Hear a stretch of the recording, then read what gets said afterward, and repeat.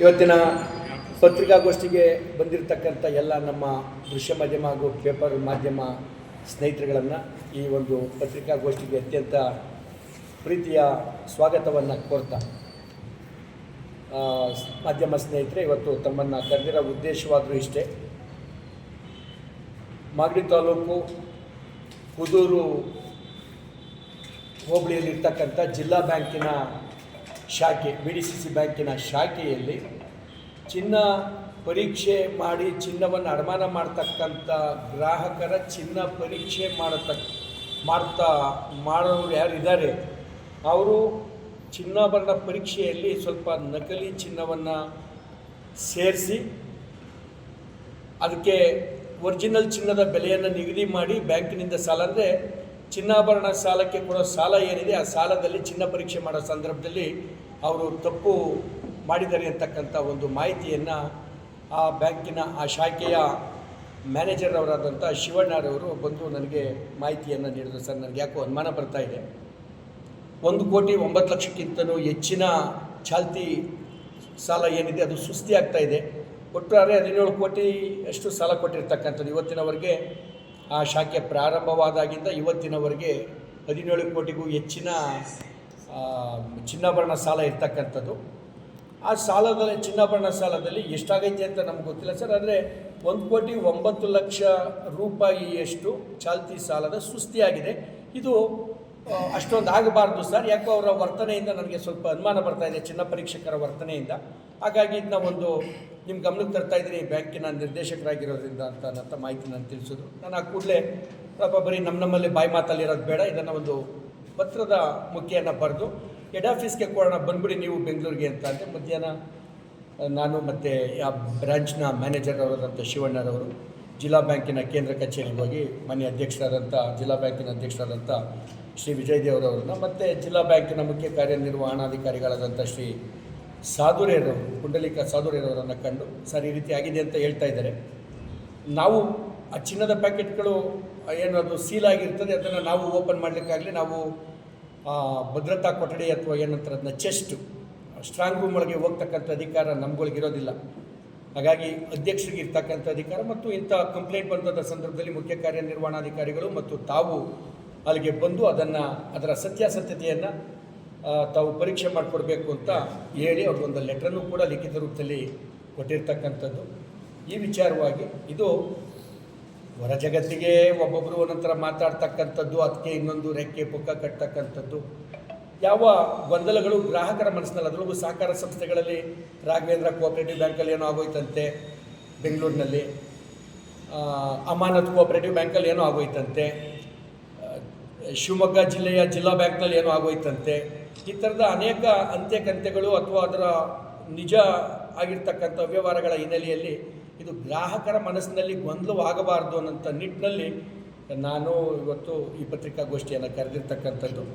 ನನ್ನ ಜೊತೆ ಜಿಲ್ಲಾ ಬ್ಯಾಂಕಿನ ನಾಮಿನಿ ನಿರ್ದೇಶಕರಾದಂಥ ಧನಂಜಯರವರು ಮತ್ತು ನಮ್ಮ ಬೊಮ್ಮೂಲ್ನ ಮಾಜಿ ಅಧ್ಯಕ್ಷರು ನಿರ್ದೇಶಕರಾದಂಥ ನರಸಿಂಹಯ್ಯನವರು ನಾವೆಲ್ಲ ಕುಳಿತು ಇದನ್ನು ಹೊರ ಜಗತ್ತಿಗೆ ಒಂದು ಸತ್ಯದ ಮಾಹಿತಿಯನ್ನು ಕೊಟ್ಟರೆ ಈ ಗೊಂದಲಗಳು ಇರೋದಿಲ್ಲ ಅನ್ನೋಂಥ ನಿಟ್ಟಿನಲ್ಲಿ ಈ ಒಂದು ಪತ್ರಿಕಾಗೋಷ್ಠಿಯನ್ನು ಕರೆದಿರ್ತಕ್ಕಂಥದ್ದು. ಬಹುಶಃ ಮಧ್ಯಾಹ್ನ 2-3 ಗಂಟೆ ಅಷ್ಟರೊಳಗೆ ಅಧ್ಯಕ್ಷರು, CEO ಅವರು ಬೇರೆ ಚಿನ್ನದ ಪರೀಕ್ಷೆ ಮಾಡ್ತಕ್ಕಂಥ ಬೇರೆ ಶಾಖೆಯ ಯಾವುದಾದ್ರು ಬೇರೆ ತಾಲೂಕಿನ ಶಾಖೆಯ ನುರಿತ ಪರೀಕ್ಷಕರನ್ನ ಕರ್ಕೊಂಡ್ಬರ್ತೀವಿ. ಜೊತೆಗೆ ಅದೊಂದು ಮಿಷಿನ್ ಕೂಡ ಇದೆ, 8-10 ಲಕ್ಷದ ಮೌಲ್ಯದ ಒಂದೊಂದು ಮಿಷಿನ್ಗಳು ಭಾಳ ಖಚಿತವಾಗಿ ಪರೀಕ್ಷೆ ಮಾಡ್ತದೆ ಅಂತ ಹೇಳ್ತಾರೆ. ಅದರದ್ದು ಅಸತ್ಯಾಸತ್ಯತೆ ಆ ಮಿಷಿನ್ನು ಅದು ಹೇಳ್ತಕ್ಕಂಥದ್ದು, ಅದರ ತಿಳುವಳಿಕೆ ಇರ್ತಕ್ಕಂಥ ಎಕ್ಸ್ಪರ್ಟ್ಗಳಿಗೆ ಗೊತ್ತಾಗ್ತಕ್ಕಂಥದ್ದು.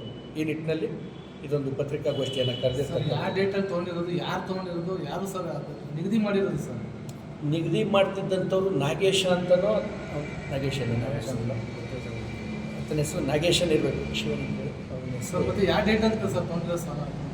ಡೇಟು ಇದು 2-3 ವರ್ಷಗಳಿಂದ ಯಾವ್ಯಾವಾಗ ತೊಗೊಂಡಿದ್ದಾರೆ, ಇದು ಒಂದು ದಿನದಲ್ಲಿ ಆಗಂಥದ್ದಲ್ಲ. ಇವತ್ತು ಯಾರೋ ಒಬ್ಬ ಗ್ರಾಹಕ ಬರ್ತಾನೆ, ಉದಾಹರಣೆಗೆ ತಾವೇ ಬರ್ತೀರಿ, ತಮ್ಮ ಯಾವುದೋ ಒಂದು ಆರ್ಥಿಕ ಪರಿಸ್ಥಿತಿ, ಮಗುನ ಎಜುಕೇಷನ್ಗೆ ಫೀಸ್ ಕಟ್ಟೋಕ್ಕೋ, ತಪ್ಪಿದ್ರೆ ಮನೆ ಕಟ್ಟೋಕ್ಕೋ, ಯಾವುದೋ ವಿಚಾರಕ್ಕೆ ತಮ್ಮ ಆರ್ಥಿಕ ತೊಂದರೆ ಇದ್ದಂಥ ಸಂದರ್ಭದಲ್ಲಿ ತಾವು ಬಂದು 3 ಲಕ್ಷಕ್ಕೆ ಸಾಕಷ್ಟು ಸಾಕಷ್ಟು ಜನದ ಹೆಸರಲ್ಲಿ ಅವ್ರವ್ರ ಹೆಸರೊಳಗೆ. ಒಬ್ರು ಆಗಿದ್ರೆ ಸಾಕಷ್ಟು ಜನರು ಈ ತರ ಆಗಿದೆ ಅಂತ. ಅದನ್ನು ತನಿಖೆ ಮಾಡಲಿಕ್ಕೋಸ್ಕರನೇ ಜಿಲ್ಲಾ ಬ್ಯಾಂಕ್ ಬಂದು ಪರೀಕ್ಷೆ ಈಗ ಮಾಡ್ತಾರೆ. ಅವ್ರ ವಿರುದ್ಧ ಏನಾದ್ರು ಈಗ ಅವ್ರ ವಿರುದ್ಧ ಏನಾದ್ರು ಪೊಲೀಸ್ ಕಂಪ್ಲೇಂಟ್ ಏನೋ ಆಗಿದೆಯಾ ಸರ್? ಕೆ ನಾಗೇಂದ್ರ ಅಂತ. ಸರ್ ಕೆ ಎನ್ ನಾಗೇಂದ್ರ ಅಂತ ಪ್ರೈಸರ್ ಹೆಸರು ನಾಗೇಂದ್ರ. ಈಗ ಪೊಲೀಸ್ ಕಂಪ್ಲೇಂಟ್ ಆಗೋದಕ್ಕಿಂತ ಮುಂಚಿತವಾಗಿ ಇದು ಆರೋಪದಲ್ಲಿರ್ತಕ್ಕಂಥದ್ದು ನಮ್ಮ ಜಿಲ್ಲಾ ಬ್ಯಾಂಕಿನ ಅಧ್ಯಕ್ಷರು ಮತ್ತು CEO ಅವರು ಬಂದು ಬೇರೆ ಪರೀಕ್ಷಕರು ಬಂದು ಅದನ್ನು ಯಾವ ವಿಧಿವಿಜ್ಞಾನದ ಪರೀಕ್ಷೆಗಳಿಗೆ ಒಳಪಡಿಸ್ಬೇಕು ಅದನ್ನು ಮಾಡಿ ನಂತರ ಖಚಿತಪಡಿಸ್ಕೊಂಡು ತಾನೇ ಕಂಪ್ಲೇಂಟ್ ಕೊಡಬೇಕು. ಏನು ಇಲ್ಲದೆ ಕೊಟ್ಟದ್ದು ಹೂವಾಪೋ. ಒಬ್ರು ಇಟ್ಟಿದಾರ, ಎಷ್ಟು ಜನ ಈ ತರ ಆಗಿದೆ ಸರ್ 17 ಕೋಟಿ ಒಳಗೆ ತಾಳಿ ಸರ್ ಹೇಳಿ 17 ಕೋಟಿ ಒಳಗೆ ಬಹುಶಃ ಒಂದು 300 ಜನ ಇಟ್ಟಿರ್ಬೋದು, 500 ಜನ ಇರ್ಬೋದು. ಅಲ್ಲಿ ಒಟ್ಟು ಗ್ರಾಹಕರು ಯಾರು ಒಬ್ಬರೇ ತಗೊಬಂದಿಡೋಕ್ಕಾಗಲ್ಲ. 3 ಲಕ್ಷ, 5 ಲಕ್ಷ, 10 ಲಕ್ಷ ಅವ್ರವ್ರ ಶಕ್ತಿ ಅನುಸಾರ ಅವ್ರವ್ರಿಗೆ ಚಿನ್ನಾಭರಣದ ಲಭ್ಯತೆ ಎಷ್ಟಿರ್ತದೆ ಆ ಪ್ರಕಾರ ತೊಗೊಬಂದಿಟ್ಟಿರ್ತಾರೆ. ಅದನ್ನೇ ಈಗ ನಾನಾಗಿ ಒಳಗೋಗಿ ಒಂದು ಪ್ಯಾಕೆಟನ್ನು ಓಪನ್ ಮಾಡಿ ನೋಡೋಂಥ ವಿಚಾರ ಅಲ್ಲ. ಪ್ಯಾಕೆಟ್ ಓಪನ್ ಮಾಡಿದ್ರೆ ಆ ಪ್ಯಾಕೆಟ್ ಓಪನ್ ಆಗಿರೋದು ಗೊತ್ತಾಯ್ತದೆ, ಪುನಃ ನೀವು ಹೊಂಟಾಕೋದು ಕೂಡ ಅದು ಓಪನ್ ಆಗಿರೋದು ಗೊತ್ತಾಗ್ತದೆ. ಆ ಸೀಲು ಪುನಃ ಓಪನ್ಡ್ ಅಂತಲೇ ತೋರಿಸ್ತಾ ಇರ್ತದೆ. ಆ ಕವರ್ನ ಆ ರೀತಿ ಮಾಡಿರ್ತಾರೆ. ಒಂದ್ಸತಿ ಓಪನ್ ಆಯಿತು ಅಂತಂದರೆ ಪುನಃ ಅದು ಹೊಸ ಕವರ್ ಥರ ಮಾಡಲಿಕ್ಕಾಗಲ್ಲ. ಆ ಕಾರಣದಿಂದ ಓಪನ್ ಆದಂಥ ಸಂದರ್ಭದಲ್ಲಿ ಯಾರ ಹೆಸರೊಳಗಿದೆ ಆ ಗ್ರಾಹಕ ಯಾರನ್ನು ಅಡಮಾನ ಮಾಡಿದ್ದಾನೆ ಆ ವಿಳಾಸದ ಗ್ರಾಹಕನನ್ನು ಕರೆಸಿ, ಚಿನ್ನಾಭರಣನ ಈಗ ಪರೀಕ್ಷೆ ಮಾಡಿರೋಂಥವ್ರನ್ನು ಕರೆಸಿ, ಇದನ್ನು ತನಿಖೆ ಮಾಡಲಿಕ್ಕೆ ಬರ್ತಾ ಇರೋಂಥ ತಂಡದ ಪರೀಕ್ಷಕರು ಆ ಮಿಷಿನ್ ಹಾಕಿ ಅಧ್ಯಕ್ಷರು ಮತ್ತು CEO ಅವರ ಸಮಕ್ಷಮ ಮಾಡಬೇಕಾಗಿರ್ತಕ್ಕಂಥ ವ್ಯವಹಾರ ಆಗಿರೋದ್ರಿಂದ ನಮಗೂ ಪೂರ್ಣ ಮಾಹಿತಿ ಇಲ್ಲ. ಇದು ಒಂದು ಅವ್ರ ಮೇಲಿರ್ತಕ್ಕಂಥ ಅನುಮಾನ, ಅದನ್ನ ಪರೀಕ್ಷೆ ಮಾಡಿ ಅಂತ ನಾವು ವಿನಂತಿ ಮಾಡಿದ್ದೀವಿ. ಎಲ್ಲ ಕಡೆ ಈ ತರ ಆಗಿರ್ಬೋದು ಅಂತ ಸಂಶಯ ಇದೆ ಸರ್, ಎಲ್ಲ ಕಡೆನೂ ಇರ್ತಕ್ಕಂಥದ್ದು ಐತೋ ಇಲ್ವೋ ಅದನ್ನು ನನ್ನ ಸಂಶಯ ಹೆಂಗೆ ನೋಡಿ. ಅದಕ್ಕೆ ಹೇಳಿದ್ದೀನಿ ನಾನು, ಇಂಥ ಊಹಾಪೋಹಗಳಿಂದಾಗಿ ಸಹಕಾರ ಕ್ಷೇತ್ರದ ಬ್ಯಾಂಕ್ಗಳ ಕೆಟ್ಟ ಹೆಸರಾಗಂಥದ್ದು ಬೇಡ ಅನ್ನೋಂಥ ವಿಚಾರಕ್ಕೆ ನಿಷ್ಪಕ್ಷಪಾತವಾದಂಥ ಒಂದು ತನಿಖೆ ಆಗಲಿ ಏನಂತ ಈ ಒಂದು ಕಂಪ್ಲೇಂಟನ್ನು ಕೊಟ್ಟೇ ಜಿಲ್ಲಾ ಬ್ಯಾಂಕಿನ ಮುಖ್ಯ ಕಾರ್ಯನಿರ್ವಹಣಾಧಿಕಾರಿ ಮತ್ತು ಅಧ್ಯಕ್ಷರನ್ನ ಕರೆಸ್ತಾ ಇರ್ತಕ್ಕಂಥದ್ದು. ಸರ್, ಈಗ ನೀವು ಸಾಲ ಕೊಡ್ಬೇಕಾದ್ರೆ ಚಿನ್ನನ ಅಡೈಕೋತಿರಲ್ಲ ಸರ್? ಹೌದು. ಆ ಅಡೈಕೋಬೇಕಾದ್ರೆ ಚಿನ್ನನ ಏನು ಎಷ್ಟಿದು ಯೋಗ್ಯತೆ ಏನು ಅಂತ ಪರಿಶೀಲನೆ ಮಾಡ್ಕೊಂಡಿರ್ತಾರಲ್ವ ಸರ್? ಅವ್ರ ಚಿನ್ನ ಪರೀಕ್ಷಕರಿಂದನೇ ವ್ಯತ್ಯಾಸ ಆಗೈತೆ ಅನ್ನೋಂಥದ್ದೇ ವಿಚಾರಕ್ಕೆ ಕರೆದಿರೋದು. ಈಗ ನಾನು ಒಬ್ಬ ಮ್ಯಾನೇಜರ್ ಕುಳಿತಿದ್ದೀನಿಲ್ಲ, ಇವರೇ ಮ್ಯಾನೇಜರು. ನೀವು ಗ್ರಾಹಕರು, ಚಿನ್ನವನ್ನು ಅಡಮಾನ ಮಾಡಲಿಕ್ಕೆ ಬರ್ತಕ್ಕಂಥ ಗ್ರಾಹಕರು, ಮಧ್ಯದಲ್ಲಿ ಮಾದೇಶನೋ ಇವರೋ ಒಬ್ಬರು ಪರೀಕ್ಷಕರು ಅಂತ ಇಟ್ಕೊಳ್ಳಿ. ಅವರು ಮಾಡಿದಂಥ ಪರೀಕ್ಷೆ ಒಳಗಿಟ್ಟು ಅವ್ರು ಅದಕ್ಕೆ ಏನು ಬೆಲೆ ನಿಗದಿ ಮಾಡ್ತಾರೆ ಅಷ್ಟನ್ನು ಸಾಲದ ರೂಪದಲ್ಲಿ ಅವ್ರಿಗೆ ನಗದು ರೂಪದಲ್ಲಿ ಕೊಟ್ಟು ಕಳಿಸ್ತಕ್ಕಂಥದ್ದು ಸಾಲವಾಗಿ.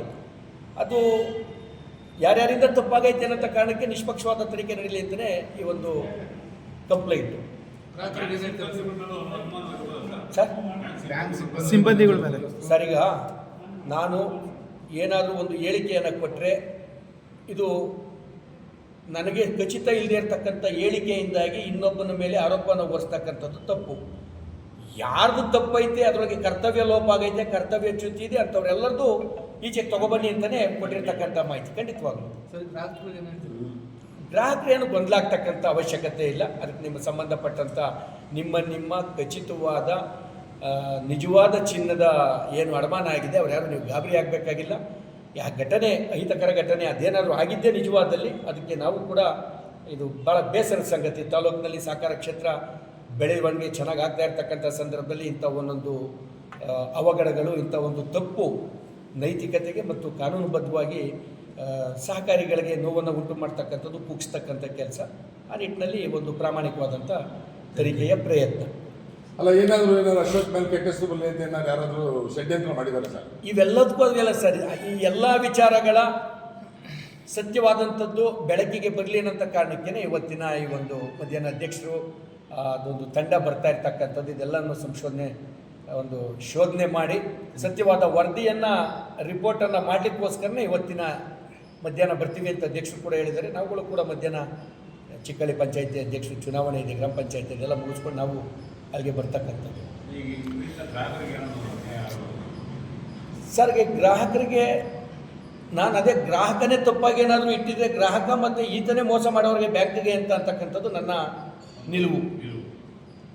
ಯಾರೋ ಒಬ್ಬ ಗ್ರಾಹಕ ತಗೊಬಂದಿಟ್ಟು ಗ್ರಾಹಕ ಚಿನ್ನಾಭರಣ ಪರೀಕ್ಷಕ ಅಥವಾ ಇನ್ಯಾರ ಇದ್ರೂ ಅದರೊಳಗೆ ಯಾರನ್ನು ಕಾಪಾಡ್ತಕ್ಕಂಥ ಅವ್ರಿಗೆ ಸಹಾಯ ಮಾಡಿ ಒಬ್ಬರನ್ನ ಎಲ್ಲೋ ಹೊರಗಡೆ ಇರ್ತಕ್ಕಂಥ ಕೆಲಸ ಏನಿಲ್ಲ. ಸಮಗ್ರವಾಗಿ ತಳಸ್ಪರ್ಶಿಯಾಗಿ ತನಿಖೆ ಮಾಡಲಿ, ಯಾರು ತಪ್ಪಿತಸ್ಥರು ಇರ್ತಾರೆ ಅಂಥವ್ರಿಗೆ ಶಿಕ್ಷೆ ಆಗಲಿ ಅನ್ನೋಂಥದ್ದೇ ವಿಚಾರ. 2-3 ವರ್ಷ ಆಯಿತು ಘಟನೆಯಾಗಿ ಅಂತ ಇಲ್ಲಿವರೆಗೆ ಗಮನಕ್ಕೆ ಬಂದಿಲ್ಲ ಸರ್. ಘಟನೆಯಾಗಿ ಯಾವ ಹಂತದಲ್ಲಿ ಇದು ಆಗಿದೆಯೋ ಇಲ್ಲೋ ಅಂತ ಖಚಿತತೆ ಇಲ್ಲ ನಿಮಗೆ. 2-3 ವರ್ಷ ಆಗೈತೋ ಇಲ್ವೋ ಅನ್ನೋದು ಗೊತ್ತಿಲ್ಲ ಸರ್ ನಮಗೆ. ನಿನ್ನೆ ಒಂದು ತಿಂಗಳಿಂದ ಇಲ್ಲಿದ್ದಂಥ ಮ್ಯಾನೇಜರು ಶಿವಣ್ಣವರು ಕುದೂರು ವರ್ಗಾವಣೆ ಆದರು. ಒಂದು ನಿಯಮಾವಳಿ, ಒಂದು ಶಾಖೆಯಲ್ಲಿದ್ದಂಥವ್ರು ಗರಿಷ್ಠ 3 ವರ್ಷದ ನಂತರ ಇನ್ನೊಂದು ಯಾವ್ದಾರ ಬೇರೆ ಶಾಖೆಗೆ ವರ್ಗಾವಣೆ ಆಗಲಿ ಅಂತ ನಿಯಮಾವಳಿ ಕೆಳಗೆ ಶಿವಣ್ಣವರು ಕುದೂರು ಶಾಖೆಗೆ ಹೋಗಿರ್ತಕ್ಕಂಥದ್ದು. ಹೋದಾಗ ಸರ್ ಯಾಕೋ 1,08,00,000 ತನಕ ಸುಸ್ತಿ ಕಾಣಿಸ್ತಾ ಇದೆ.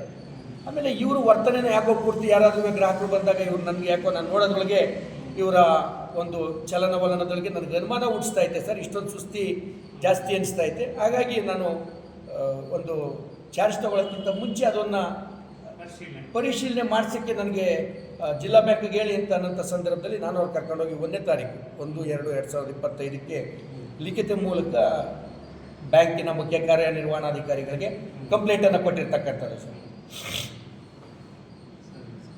ಒಡವೆ ಬಿಡಿಸ್ಕೊಂಡಿವಲ್ಲ ಸರ್, ಒಡವೆ ಬಿಡಿಸ್ಕೊಳ್ತಿಲ್ಲ, ಅದೇ ರಿನ್ಯೂವಲ್ ಆಗಿ ಹೋಯ್ತಾ ಇದೆ. ಜೊತೆಗೆ ಸುಸ್ತಿ ಜಾಸ್ತಿ ಆಯ್ತದಲ್ಲ, ಯಾಕೆ ಇದನ್ನ ಬಿಡಿಸ್ಕೊಂಡು ಹೋಗ್ತಿಲ್ಲ?